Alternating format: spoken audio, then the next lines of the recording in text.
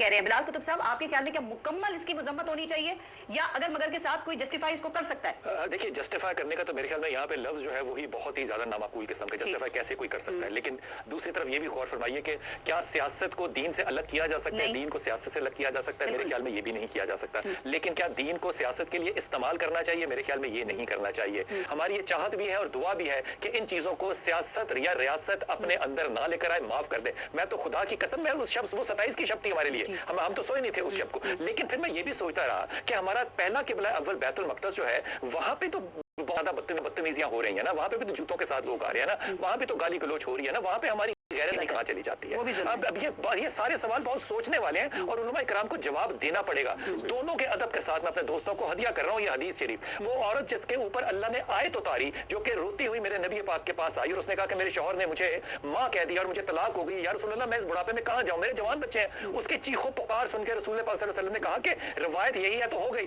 अम्मा आयशा कहती हैं कि उसकी आवाज और बुलंद हो गई और उसने रोना धोना शुरू कर दिया कि ये कैसा इंसाफ है मेरे साथ। फिर अल्लाह ने वही उतारी और अम्मा आयशा ने उस औरत को इशारे से कहा कि तुम आहिस्ता हो जाओ, आहिस्ता हो जाओ, क्योंकि नबी पे इस वक्त वही आ रही है। जब उसको पता चला कि अल्लाह इस वक्त मुखातिब है मेरे नबी से, उसने झोली भी उठा ली, उसने और शोर कहा कि या अल्लाह मैं कहां जाऊं, मैं अकेली हूं, अपने नबी को कहो मुझ पे रहम करे।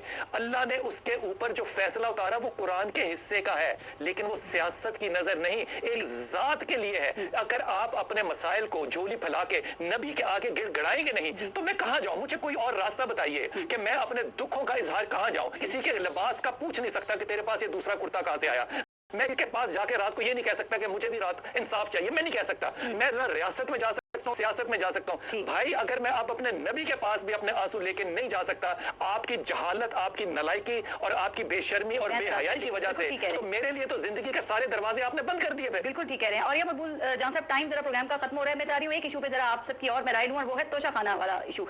सर ये क्या तोशा खाना भी करप्शन का कोई जरिया है या बना दिया गया है? इमरान खान से मुतालिक मामला भी चल रहा है ना, और वो ये कहते हैं कि ये तोहफा मुझे मिला था, ये तोहफे मुझे मिले थे और मेरा हक था कि कवायद के मुताबिक 20% रकम अदा करके वो तोहफे ले लूं और उसका जो मर्जी करूं। तो क्या शरीयत और पाकिस्तानी कवानीन में इसकी इजाजत है और या साहब, या फिर ये जो तहाइफ है ये रियासत की मिल्कियत होते हैं? देखिए, पहली बात है कि पाकिस्तान के कानून में, ये मैं जिस कमरे में बैठा हूँ, यहाँ में जब मैं ईरान में पोस्टेड था, यहाँ आयतुल्लाह खamenei साहब से तरफ से उन्होंने घड़ी लटकी हुई है, ये तोशा खाने से यहाँ कालीन है, ये और मुल्क के लिए हुआ है। अब ये एक आपको कहा गया है कि आप बात है खान को मिलती है पैसे सफीर लगे या किसी और जगह से, ठीक है। अब अगर आप ये कहते हैं कि उसको इजाजत दिया कि आप 10% जमा करके 50% आप अपने सोविनियर के तौर पे रख लो, आप रख लेते हैं, ठीक। अब अगर आपने कर दिया तो उसके ऊपर अगर आपने तूफान खड़ा किया, मुझे समझ नहीं आती है किस बुनियाद पर। जिस मुल्क में गर्लफ्रेंड का तोहफा जाए वो दूसरी गर्लफ्रेंड को पेश किया जाता रहा हो और होता रहा है, मुस्तकिल हो रहा है, आज भी होता चला जा रहा है। ये एक बड़ी अजीबोगरीब है, मुझे समझ नहीं आती। आपको जब किसी को तोहफा दिया जाता है उसकी मलकियत हो जाता है, और फिर आपने अगर तोशा खाना में रखा तो तब भी क्या,